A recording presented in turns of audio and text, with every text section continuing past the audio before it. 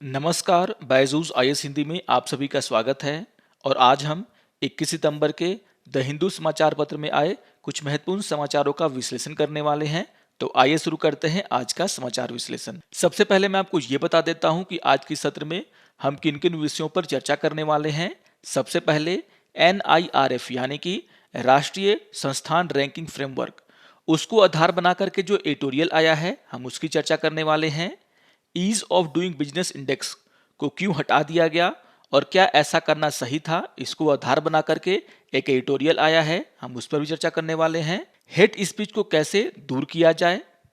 और इसको लेकर के सरकार क्या कर सकती है, इसको आधार बना करके एक एडिटोरियल आया है, हम उस पर भी चर्चा करेंगे। NRC को आधार बना करके भी एक एडिटोरियल आया है जो कि काफी इंपॉर्टेंट है, हम उस पर भी चर्चा करने वाले हैं। भारत के द्वारा कोविड-19 वैक्सीन के निर्यात को लेकर के क्या कहा गया है, इस न्यूज को भी हम यहाँ पर देखेंगे। और सबसे अंतिम में इन विषयों पर आधारित मुख्य परीक्षा के अभ्यास प्रश्नों पर भी हम चर्चा करने वाले हैं। तो आइए शुरू करते हैं आज का समाचार विश्लेषण। आज के पेपर के पेज नंबर 6 पर एक एडिटोरियल आया जिसका शीर्षक है fund and faculty count in higher education ranking, और ये टॉपिक जीएस पेपर 2 गवर्नेंस से जुड़ा हुआ है। जैसा कि आप सभी जानते हैं कि पिछले दिनों सरकार के द्वारा NIRF यानी कि नेशनल इंस्टीट्यूशनल रैंकिंग फ्रेमवर्क का एक नया संस्करण पेश किया गया और उसी को लेकर के यहाँ पे चर्चा किया गया है। यहाँ पर एडिटोरियल के लेखक का कहना है कि ये जो नया डेटा आया है उससे ये साफ साफ पता चलता है कि यहाँ पर जिन कॉलेजों ने अच्छा किया है उनके बीच में और जिन कॉलेजेस की रैंकिंग पीछे है उनके बीच में एक बहुत बड़ा गैप है, खास करके फंड और फैकल्टी के मामले में, जिसे कि भरना बहुत ही जरूरी है। अगर हम NIRF की बात करें तो यहाँ पर इसका 6ठा संस्करण लॉन्च किया गया है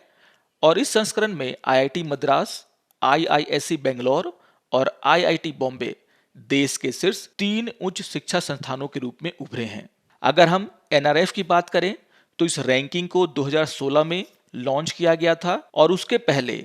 देश में उच्च शिक्षा संस्थानों को रैंक देने के लिए कोई भी सरकारी पहल नहीं की गई थी और उच्च शिक्षा संस्थानों की जो रैंकिंग है वो आमतौर पर निजी संस्थाओं के द्वारा तय किया जाता था। लेकिन 2016 में सरकार के द्वारा NIRF की घोषणा की गई और इसलिए यहाँ पर कहा जाता है कि उच्च शिक्षा संस्थानों को रैंक करने के लिए सरकार के द्वारा किया गया ये पहला पहल है। जब इस रैंकिंग को शुरू किया गया था तो यहाँ पर शिक्षा संस्थानों की भागीदारी स्वैच्छिक थी, लेकिन 2018 में सरकार के द्वारा सभी सरकारी शिक्षण संस्थाओं को इसमें भाग लेना अनिवार्य कर दिया गया। और अगर हम इस वर्ष की बात करें तो इस वर्ष लगभग 6000 संस्थाओं ने NIRF में भाग लिया है, जो कि 2016 के तुलना में दुगना है। अगर हम रैंकिंग के आधार की बात करें तो यहाँ पर शिक्षा संस्थानों को रैंक करने के लिए 5 मानकों पर काम किया जाता है और वे 5 मानक हैं टीचिंग यानी कि शिक्षा, लर्निंग एंड रिसोर्सेस यानी कि सीखने और संसाधन, रिसर्च एंड प्रोफेशनल प्रैक्टिस यानी कि अनुसंधान और पेशेवर अभ्यास, जिसे हम RPP के नाम से जानते हैं। उसके अलावा ग्रेजुएशन आउटकम्स यानी कि स्नातक परिणाम, आउटरीच एंड इंक्लूसिविटी यानी कि आउटरीच और समावेशिता, और जो 5वां आधार है वो है परसेप्शन यानी कि धारणा। तो इन 5 मानकों पर सभी शिक्षण संस्थानों के रैंक तय किए जाते हैं और यहाँ पर जो सबसे महत्वपूर्ण मानक है वो है अनुसंधान और पेशेवर अभ्यास यानी कि रिसर्च एंड प्रोफेशनल प्रैक्टिस, जिसे हम शॉर्ट में RPP कहते हैं। यहाँ पर यह भी समझाने का प्रयास किया गया है कि आखिर सरकार के द्वारा इन उच्च शिक्षा संस्थानों को रैंक करने का फैसला क्यों लिया गया, और कहीं ना कहीं इस विचार की जड़ें भारतीय उच्च शिक्षा संस्थानों की वैश्विक रैंकिंग से जुड़ा हुआ है। आप सभी जानते होंगे कि क्यूएस वर्ल्ड यूनिवर्सिटी रैंकिंग हो या फिर time higher education world university ranking हो, उन सभी में भारत के जो यूनिवर्सिटीज थे उनकी रैंकिंग अच्छी नहीं थी और इसी के कारण केंद्र सरकार बहुत ही परेशान था और इसी को लेकर के सरकार ने चाइना मॉडल को अपनाने का प्रयास किया। आप सभी जानते हैं कि चीन के द्वारा भी अपने यूनिवर्सिटीज के रैंकिंग में सुधार करने के लिए इसी तरीके का एक रैंकिंग का शुरुआत किया गया था, जिसके कारण वहां पर जितनी भी यूनिवर्सिटीज थे उनके प्रणाली में बहुत ज़्यादा सुधार आया और उसी का अनुसरण करते हुए भारत में भी इस तरह की रैंकिंग करने की पेशकश की गई। आप सभी जानते हैं कि इस तरह के रैंकिंग करने के कई फायदे होते हैं। यहाँ पर स्टूडेंट को ये पता चलता रहता है कि भारत में टॉप की यूनिवर्सिटीज़ कौन कौन सी हैं, इन यूनिवर्सिटीज़ में कौन कौन सी सुविधाएं हैं, रिसर्च का क्या माहौल है। इन सभी की जानकारी आसानी से छात्रों तक मिलता रहता है। इसके अलावा रैंकिंग के कारण संस्थानों के बीच में जो कंपटीशन है उसे भी बढ़ावा दिया जाता है और जिसके चलते इन संस्थानों में गुणवत्ता में समग्र सुधार देखने को मिलता है। और यही प्रमुख कारण था जिसके कारण भारत सरकार ने हमारे देश के जो टॉप यूनिवर्सिटीज थे उनके रैंकिंग का फैसला लिया। जैसा कि मैंने आपको यहाँ बताया कि यहाँ पर 5 ऐसे मानक हैं जिसके आधार पर टॉप यूनिवर्सिटीज का चयन किया जाता है। और यहाँ पर मैं आपको बार बार कह रहा हूँ कि इन सभी मानकों में रिसर्च एंड प्रोफेशनल प्रैक्टिस यानी कि अनुसंधान और पेशेवर अभ्यास यह सबसे ज़्यादा मायने रखता है। क्योंकि अगर हम दुनिया को देखें तो दुनिया में जितने भी एजेंसियों के द्वारा इस तरह की रैंकिंग की जाती है वहां पर रिसर्च को बहुत ज़्यादा वेटेज दिया जाता है। जैसा कि यहाँ पर बताया गया है कि academic ranking of world universities यानी कि ARWU का जो रैंकिंग होता है वहां पर शोध को सबसे ज़्यादा वेटेज दिया जाता है और इसी के आधार पर यूनिवर्सिटीज की रैंकिंग की जाती है। उसी तरीके से Times higher education world university ranking हो या फिर QS वर्ल्ड यूनिवर्सिटी रैंकिंग हो, उन सभी में रिसर्च को बहुत ज़्यादा वेटेज दिया जाता है। यहाँ पर उसका डाटा भी दिया गया है कि THE के द्वारा यानी कि टाइम्स हायर एजुकेशन के द्वारा शोध को यानी कि रिसर्च को 60% वेटेज दिया जाता है और वहीं पर QS के द्वारा यहाँ पर 20% वेटेज रिसर्च को दिया जाता है। उसी तरीके से अगर हम NIRF की बात करें तो यहाँ पर भी रिसर्च परफॉर्मेंस और प्रोफेशनल प्रैक्टिस यानी कि RPP को 30% का वेटेज दिया जाता है। और इस एडिटोरियल में इसी रैंकिंग का हवाला देते हुए समझाया गया है कि अगर हम NRIF के डेटा को देखें तो इसमें पता चलता है कि जो देश के सर्वश्रेष्ठ विश्वविद्यालय हैं वहां पर शोध का जो प्रदर्शन है यानी कि रिसर्च का जो प्रदर्शन है वह 92.16% है। जबकि अगर हम 10वीं सर्वश्रेष्ठ यूनिवर्सिटी का स्कोर देखें तो उसमें भारी गिरावट देखने को मिलता है और यह 60.52% हो जाता है। यानी कि आप देख सकते हैं कि जो नंबर 1 पर है वहां पर शोध की जो स्थिति है वो काफ़ी अच्छी है, जबकि 10वें नंबर पर जो यूनिवर्सिटी है वहां पर शोध यानी कि रिसर्च की जो स्थिति है वो काफ़ी खराब है। अगर हम और नीचे जाएं तो यहाँ पर दिखाया गया है कि 20वें और 50वें नंबर पर जो विश्वविद्यालय हैं वहां पर रिसर्च का जो स्थिति है वो और भी खराब है। 20वें नंबर पर जो विश्वविद्यालय है उसमें शोध में 50.32% का अंक प्राप्त किया है, वहीं पर जो 50वें नंबर पर विश्वविद्यालय है उसने शोध में 28.69% का अंक हासिल किया है। और अगर हम 100वें स्थान पर जो विश्वविद्यालय है उसका RRP का डेटा देखें तो यहाँ पर कहा गया है कि यहाँ पर इस विश्वविद्यालय के द्वारा सिर्फ 4.35% ही अर्जित किए गए हैं। यानी कि जो नंबर 1 विश्वविद्यालय है वहाँ पर जो इसका स्कोर है वो 92.16% है और जो 100वें स्थान पर विश्वविद्यालय है उसका जो स्कोर है इस क्षेत्र में शोध के क्षेत्र में वह 4.35% है, जो कि बहुत बड़े गैप की ओर इशारा करता है। यानी कि हमारे जो शिक्षण संस्थान है वहाँ पर रिसर्च को लेकर के काफ़ी कमियां हैं और सरकार को इस डेटा के हिसाब से हमारे देश के जो विश्वविद्यालय हैं वहां पर शोध को बढ़ावा देने के लिए काम करना चाहिए। उसी तरीके से यहाँ पर शिक्षकों की कुल संख्या को लेकर के भी चर्चा किया गया है। यहाँ पर कहा गया है कि NIRF का जो डेटा है वह विश्वविद्यालयों में शिक्षकों की कुल संख्या का डेटा का खुलासा नहीं करता है। बहुत ही इंपॉर्टेंट बात है ये। लेकिन यहाँ पर कुछ ऐसी रिपोर्ट हैं जहाँ पर शिक्षण और गैर शिक्षण कर्मचारियों के वेतन पर जो कुल व्यय किया जाता है इन विश्वविद्यालयों के द्वारा उसकी चर्चा होती है। इसके अलावा यहाँ पर यह भी बताया जाता है कि इन विश्वविद्यालयों में कितने PhD के छात्र शामिल हैं। यहाँ पर एक बहुत ही इंपॉर्टेंट डेटा दिया गया है जिसको समझना बहुत ही जरूरी है। यहाँ पर बताया गया है कि इस रैंकिंग में जो 10 सर्वश्रेष्ठ विश्वविद्यालय हैं अगर उनका औसत वार्षिक खर्च देखा जाए शिक्षण और गैर शिक्षण कर्मचारियों पर तो यहाँ पर इन सभी का जो औसत वार्षिक खर्च है वो 391.72 करोड़ है, यानी कि 391.72 करोड़। इसके अलावा वैसे विश्वविद्यालय जिनकी रैंकिंग 41 से 50 के बीच में है उनका जो औसत वार्षिक खर्च है कर्मचारियों पर वह मात्र 119.64 करोड़ का है। और अगर हम अंतिम के 10 विश्वविद्यालयों की बात करें तो यहाँ पर जो उनका औसत वार्षिक खर्च है अपने कर्मचारियों पर, वो मात्र 79.26 करोड़ है। और यहाँ पर इस डेटा का उल्लेख इसलिए किया गया है क्योंकि यहाँ पर यह समझाने का प्रयास किया गया है कि जितने भी विश्वविद्यालय इस रैंकिंग में टॉप पर हैं, उनके द्वारा अपने शिक्षण और गैर शिक्षण कर्मचारियों पर बहुत ही ज्यादा खर्च किया जाता है और इसीलिए इन विश्वविद्यालयों के द्वारा अपनी क्वालिटी को मेंटेन किया जाता है, जो कि उनकी रैंकिंग में साफ साफ दिखाई देता है। उसी तरीके से यहाँ पर कहा गया कि इस रैंकिंग में जो शीर्ष के 10 विश्वविद्यालय हैं, वहां पर जो औसतन शोध छात्रों की संख्या है वो काफी ज्यादा है। यहाँ पर डेटा दिया गया है कि शीर्ष 10 विश्वविद्यालयों में लगभग 2627 पीएचडी के छात्र पढ़ते हैं, जबकि 41 से 50 के बीच में जिन विश्वविद्यालयों की रैंकिंग है वहां पर 1036 पीएचडी के छात्र हैं। और जो सबसे नीचे के 10 संस्थान हैं, यानी कि 91 से 100 के बीच में जो संस्थान है, वहां पर पीएचडी के छात्रों का जो संख्या है वो मात्र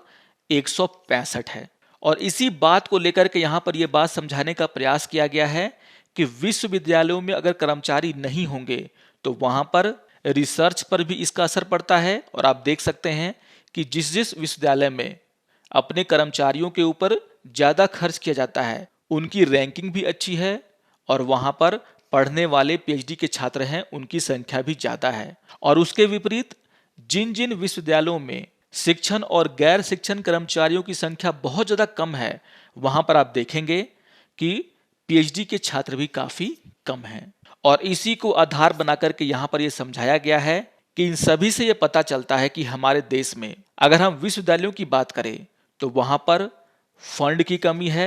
और दूसरा वहां पर फैकल्टी की कमी है। और इन्हीं दोनों को ठीक करने के लिए सरकार को काम करना चाहिए। तो बहुत ही इंपॉर्टेंट चर्चा यहाँ पर किया गया है इस एडिटोरियल में, और ये समझाने का प्रयास किया गया है कि हम जो रैंकिंग करते हैं विश्वविद्यालयों की, उससे हमें ये पता चलता है कि शिक्षा के क्षेत्र में हमारे देश में क्या क्या कमियां हैं और उन कमियों को दूर करने का प्रयास करने से ही हमारे विश्वविद्यालय वैश्विक स्तर पर अच्छा रैंक कर पाएंगे। आइए अब एक और इंपॉर्टेंट एडिटोरियल की हम यहाँ पे चर्चा कर लेते हैं। आज के पेपर के पेज नंबर 7 पर एक एडिटोरियल आया जिसका शीर्षक है the end of the doing business ranking, और ये टॉपिक जीएस पेपर 3 इकोनॉमी से जुड़ा हुआ है। यहाँ पर यह कहा गया है लेखक के द्वारा कि ease of doing business index समस्याओं से ग्रस्त था और इसे खत्म किए जाने के योग्य भी था, और इसीलिए यहाँ पर जो कदम उठाया गया है इसको खत्म करने को लेकर के यह सराहनीय है और इसी को लेकर के यहाँ पर चर्चा किया गया है। जैसा कि आप सभी जानते होंगे कि 16 सितंबर को विश्व बैंक के द्वारा अपने प्रमुख प्रकाशन यानी कि डूइंग बिजनेस रिपोर्ट को रद्द कर दिया गया, और आपको यह भी पता होगा कि यह report ease of doing business index पर देशों की रैंकिंग करता था, जिसका कि असर वहां पर आने वाले एफडीआई पर बहुत ही ज्यादा होता है। यानी कि ये बहुत ही इंपॉर्टेंट इंडेक्स था जिसे ये पता चलता था कि दुनिया के किन किन देशों में बिजनेस करने का माहौल अच्छा है, कौन कौन से देश इस क्षेत्र में काम कर रहे हैं। लेकिन यहाँ पर यह भी बताया गया है कि आखिर वे कौन से कारण थे जिसके कारण अब इस इंडेक्स को बंद करने का फैसला लिया गया। यहाँ पर यह कहा गया है कि जो इसका 2018 और 2020 का जो संस्करण था, वहां पर डेटा के अनियमितताओं का पता चला है, और इसके अलावा बैंक के जो कर्मचारी हैं उनसे जुड़े हुए नैतिक मामलों का भी यहाँ पर पता चला है। और ये दो ऐसे बड़े कारण हैं जिसके कारण वर्ल्ड बैंक के द्वारा ये फैसला लिया गया। इन सभी डेटा अनियमितताओं का पता लगाने के लिए एक जांच की शुरुआत की गई थी, और यह जांच वाशिंगटन स्थित कानूनी फर्म विल्मर हिल के द्वारा किया गया। और यहाँ पर जो रिपोर्ट सामने आया उसमें यह कहा गया है कि विश्व बैंक के कर्मचारियों ने तत्कालीन विश्व बैंक के अध्यक्ष जिम योंग किम के कार्यालय और तत्कालीन विश्व बैंक के मुख्य कार्यकारी क्रिस्टालिना जॉर्जीवा और इनके सलाहकारों के दबाव में ease of doing business index में चीन की रैंकिंग को सुधार करने के लिए उसके डेटा को बदल दिया। यानी कि यहाँ पर डेटा मैनिपुलेशन का मामला बनता है। जैसा कि मैंने कहा कि ease of doing business report में जो देश आगे रहता है, जिसकी रैंकिंग अच्छी रहती है, उसको बिजनेस में बहुत ज़्यादा फायदा होता है, उस देश में बहुत ज़्यादा फॉरेन डायरेक्ट इन्वेस्टमेंट किया जाता है और इसी को देखते हुए यहाँ पर कहा गया कि 2018 और 2020 का जो संस्करण है वहां पर चीन को फायदा पहुंचाने के लिए उसके डेटा में हेराफेरी किया गया है। और ऐसा उस समय के विश्व बैंक के अध्यक्ष जिम योंग किम और उस समय के विश्व बैंक के मुख्य कार्यकारी क्रिस्टालिना जॉर्जीवा के द्वारा ऐसा किया गया। और आपको यह भी ध्यान में रखना है कि वर्तमान में क्रिस्टालिना जॉर्जीवा अंतर्राष्ट्रीय मुद्रा कोष की एमडी हैं। इसके अलावा इस रिपोर्ट में यह भी कहा गया कि ये काम और भी कुछ देशों के साथ किया गया है, यानी कि चीन के साथ साथ अजरबैजान, सऊदी अरब और संयुक्त अरब अमीरात, इनके रैंकिंग में भी सुधार करने के लिए यहां पर डेटा को बदला गया। और इन सभी आरोपों के कारण ही वर्ल्ड बैंक के द्वारा यह फैसला लिया गया कि वह अब ease of doing business index को आगे जारी नहीं करेगा। इस एडिटोरियल में भारत को लेकर के भी चर्चा किया गया है और बताया गया है किस तरीके से पिछले 5 सालों में भारत के द्वारा भी यहां पर रैंकिंग में काफी बढ़ोतरी किया गया था। आप देख सकते हैं कि 2015-16 में भारत की जो रैंकिंग थी ease of doing business index में वह 130 था। और उसके पहले अगर हम बात करें तो 2014-15 में भारत की जो रैंकिंग थी वह 142 था। और अगर हम 2019-20 की बात करें तो यहाँ पर जो भारत का रैंकिंग है वो 63 है, यानी कि 50 से ज़्यादा अंकों का सुधार जो है यहाँ पर आपको देखने को मिलेगा भारत का रैंकिंग में। और यहाँ पर यह भी कहा जा रहा है कि पिछले दिनों जो हमारा जीडीपी का ग्रोथ रेट है वो घटने के बावजूद यहाँ पर भारत के रैंकिंग में सुधार देखा गया है। आप देख सकते हैं कि जो जीडीपी में मैन्युफैक्चरिंग का ग्रोथ रेट है वो 2019-20 में -2.4% था। इसके बाद भी भारत की जो रैंकिंग है वो पिछले साल के मुकाबले में सुधरा है। यहाँ पर एक बहुत ही इंपॉर्टेंट मुद्दा सबसे अंतिम भाग में उठाने का प्रयास किया गया है और यहाँ पर कहा गया कि ease of doing business report में जब भारत की रैंकिंग सुधर रही थी तो इसका इस्तेमाल भारत में श्रम नियमों को कमजोर करने के लिए किया गया, जिससे कि भारत में एक मुक्त बाजार बनाया जा सके। यहाँ पर यह भी कहा गया है कि वर्ल्ड बैंक का ये जो रिपोर्ट था वो कहीं ना कहीं मुक्त बाजार के आदर्शों को सपोर्ट करता है, जहां पर श्रम कानूनों की अवहेलना की जाती है। और भारत में भी ऐसा ही किया गया। भारत में बहुत सारे राज्यों ने जो है श्रम कानूनों में बहुत सारे परिवर्तन किए और यहाँ पर महाराष्ट्र का खास करके जिक्र किया गया है। यहाँ पर कहा गया है कि महाराष्ट्र के द्वारा एक प्रशासनिक आदेश जारी किया गया जिसका कि अनुकरण बाकी राज्यों ने भी किया। यहाँ पर यह बताया गया है कि इस आदेश के द्वारा महाराष्ट्र ने आधिकारिक श्रम निरीक्षण प्रणालियों को समाप्त किया और नियोक्ताओं को स्वविनियमित रिपोर्ट दर्ज कराने की अनुमति दिया, जिसके कारण यहाँ पर जो श्रम कानून है वह पूरी तरीके से बेकार हो जाते हैं। यहाँ पर यह भी कहा गया है कि श्रम विभाग का निरीक्षण अब अनिवार्य नहीं है, जिसके कारण श्रमिकों के प्रति जो सरकार की जिम्मेदारी है सरकार ने उसका परित्याग कर दिया। अब उनका शोषण होता है और इसके कारण श्रमिक और औद्योगिक संबंध है वो भी प्रभावित हो रहे हैं। आपको देखने को मिलेगा कि बहुत सारे न्यूज अब यहाँ पर आने लगे हैं जहां पर कंपनियों के द्वारा अपने कामगारों के साथ भेदभाव किया जाता है, उनका शोषण किया जाता है और कहीं ना कहीं इसमें जो श्रम कानूनों को सरकार के द्वारा कमजोर किया गया है वो बहुत बड़ा इसका कारण है। तो इन्हीं सभी बातों की यहाँ पे चर्चा किया गया और बताया गया है कि जो डिसीजन यहाँ पे लिया गया है वर्ल्ड बैंक के द्वारा वो काफी सही है। जिस तरीके से यहाँ पर डेटा मैनिपुलेशन हुआ है वह सही नहीं था और वर्ल्ड बैंक का यह डिसीजन काफी सराहनीय है। आइए एक और एडिटोरियल की हम यहाँ पे चर्चा कर लेते हैं। आज के पेपर के पेज नंबर 7 पर एक एडिटोरियल आया जिसका शीर्षक है टैकलिंग हेट स्पीच और ये टॉपिक जीएस पेपर 2 पॉलिटिक्स से जुड़ा हुआ है। तो यहाँ पर किस तरीके से हमारे देश में हेट स्पीच यानी कि अभद्र भाषा पर कार्रवाई की जाए, कैसे हम उसे रोक सकते हैं, उसको लेकर के चर्चा किया गया है। और यहाँ पर यह समझाने का प्रयास किया गया है कि चूंकि अभद्र भाषा यानी कि हेट स्पीच पर भारत में कोई भी कानून नहीं है और इसीलिए अगर भारत को इसके खतरों से बचना है तो हमें इसके राजनीतिक और शैक्षणिक समाधान की ओर ध्यान देना होगा। यहाँ पर अभद्र भाषा को समझाने का प्रयास किया गया है और इसको समझाने के लिए लेखक के द्वारा दुनिया के अलग अलग देशों का एग्जाम्पल लिया गया। यहाँ पर चैपलिस्की बनाम न्यू हैम्पशायर 1942 का मामला का जिक्र किया गया है जो कि यूएस में हुआ था और यहाँ पर यूएस के सुप्रीम कोर्ट ने इस मामले में कहा था कि उनका जो संविधान है वह अपमानजनक और लड़ाई फैलाने वाले शब्दों की रक्षा नहीं करता, यानी कि वहां पर भी जिस तरीके से बोलने का अधिकार है, अपनी बातों को रखने का अधिकार है, उसका मतलब ये नहीं है कि कोई व्यक्ति ऐसी बातें करे जिससे कि सामाजिक जो व्यवस्था है वह खत्म हो जाए। अगर हम भारत की बात करें तो भारत में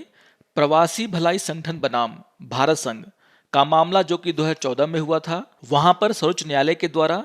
कनाडा के सर्वोच्च न्यायालय के एक फैसले का हवाला दिया गया था, जहां पर यह कहा गया था कनाडा के सर्वोच्च न्यायालय के द्वारा कि बोलने की आजादी का मतलब ये नहीं है कि आप कुछ भी बोलें जिससे कि समाज का जो ताना बाना है वो खत्म हो जाए। हेट स्पीच को लेकर के भारतीय कानून में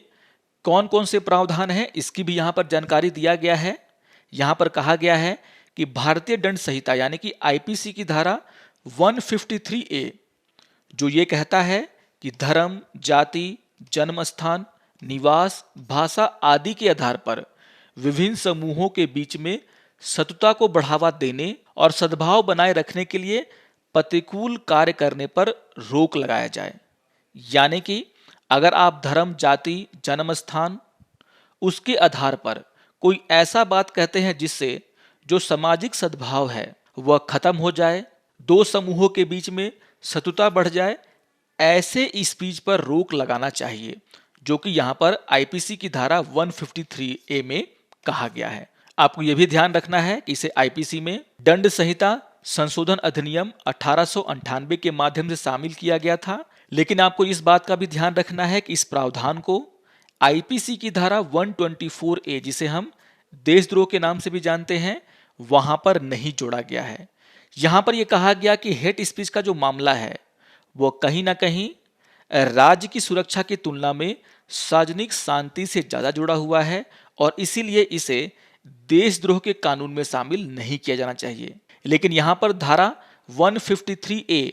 जरूर इस पर रोक लगाने की बात करता है और इसी को लेकर के यहाँ पे ये चर्चा किया गया है कि अगर हम राष्ट्रीय परिदृश्य में देखें तो नफरत की बातें करना एक विचारधारा बन गया है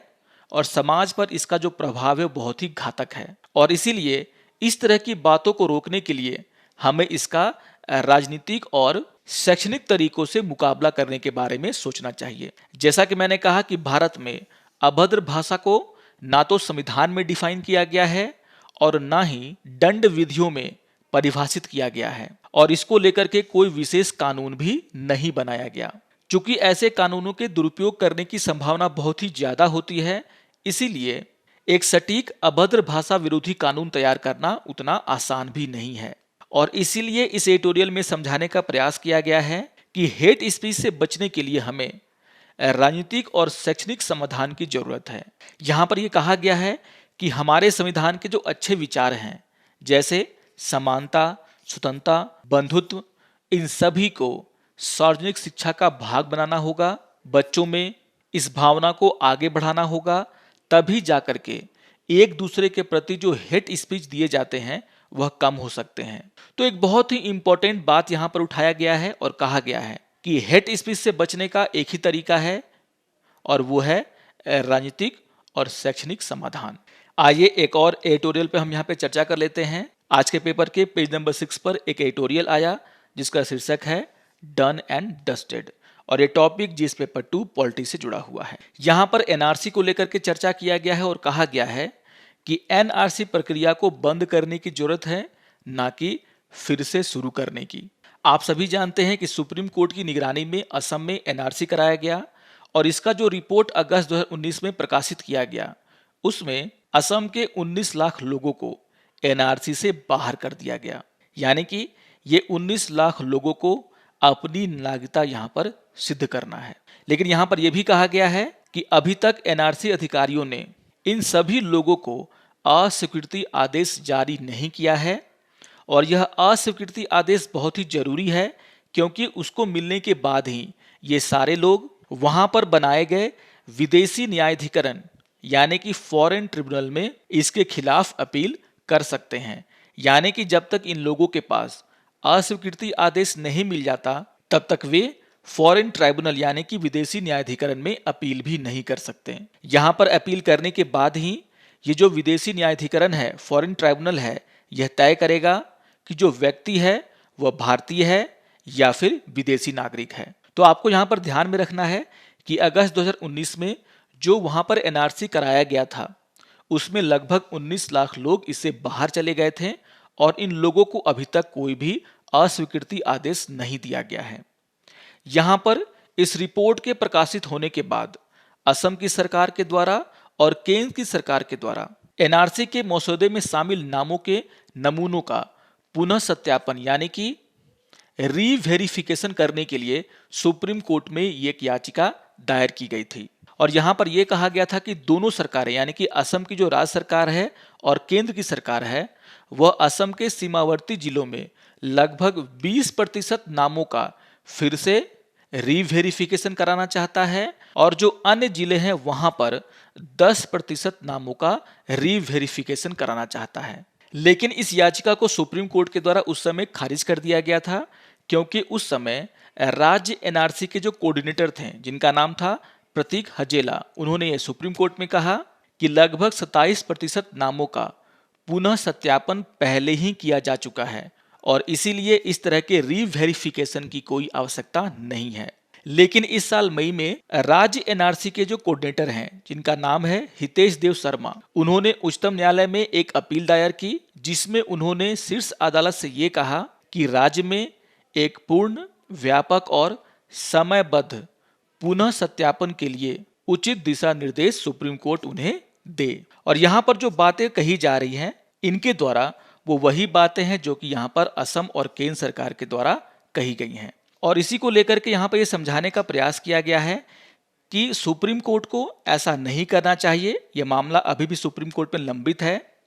यहाँ पर यह कहा गया है कि एनआरसी का जो भी डेटा जब भी आता है उसमें बहुत सारे चेंजेस रहते हैं और इसी को देखते हुए रीवेरिफिकेशन का आदेश सुप्रीम कोर्ट को नहीं देना चाहिए क्योंकि अगर रीवेरिफिकेशन होगा तो यहाँ पर फिर से एक नया डेटा सामने आएगा जो कि लोगों के बीच में काफी कंफ्यूजन क्रिएट कर सकता है। और इसीलिए ये कहा गया है इस एडिटोरियल में कि जो डेटा यहाँ पर आ चुका है यानी कि जिन 19 लाख लोगों को यहाँ पर बाहर किया गया है उन लोगों को विदेशी न्यायाधिकरण में अपील करने का अधिकार देना चाहिए जहां पर यह तय हो सकेगा कि वे लोग भारतीय नागरिक हैं या विदेशी। सुप्रीम कोर्ट को ऐसा नहीं करना चाहिए कि फिर से यहां पर रीवेरिफिकेशन के नाम पर और समय लिया जाए। आइए एक और न्यूज की हम यहाँ पे चर्चा कर लेते हैं। आज के पेपर के पेज नंबर 1 पर एक न्यूज आया जिसका शीर्षक है कोविड-19 वैक्सीन एक्सपोर्ट टू रिज्यूम और ये topic GS paper 2 international relation से जुड़ा हुआ है। जैसा कि आप सभी जानते होंगे कि दूसरी लहर का मुकाबला करने के लिए भारत के द्वारा कोविड वैक्सीन के निर्यात पर रोक लगा दिया गया था और लगभग 3 महीने के बाद भारत ने सोमवार को फिर से ये कहा है कि गरीब देशों में आपूर्ति की असमानता को कम करने के लिए अक्टूबर से भारत के द्वारा अपनी प्रमुख वैक्सीन मैत्री पहल को फिर से शुरू किया जाएगा, यानी कि भारत फिर से दूसरे देशों को वैक्सीन निर्यात करेगा। यहां पर यह कहा गया है कि अक्टूबर के महीने में भारत में लगभग 30 करोड़ डोजेस का प्रोडक्शन होगा यानी कि उत्पादन होगा और इसीलिए भारत ने यह फैसला लिया है कि वह गरीब देशों में जो वैक्सीन की आपूर्ति है वह फिर से शुरू करेगा। यहां पर यह भी कहा गया है कि आने वाली तिमाही यानी कि अक्टूबर से दिसंबर के बीच में भारत में 100 करोड़ से ज्यादा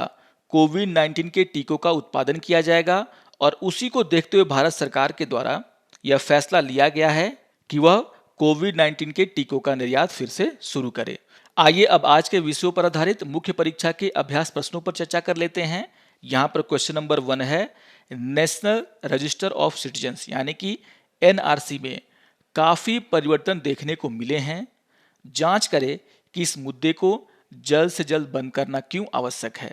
तो जैसा कि हमने अभी चर्चा किया कि एनआरसी का जब भी रीवेरिफिकेशन हुआ है तो वहां पर जो डेटा है वो बदल बदल करके आया है और इसी को देखते हुए जो यहाँ पर एक अपील किया गया है सुप्रीम कोर्ट में कि कुछ प्रतिशत डेटा का रीवेरिफिकेशन किया जाए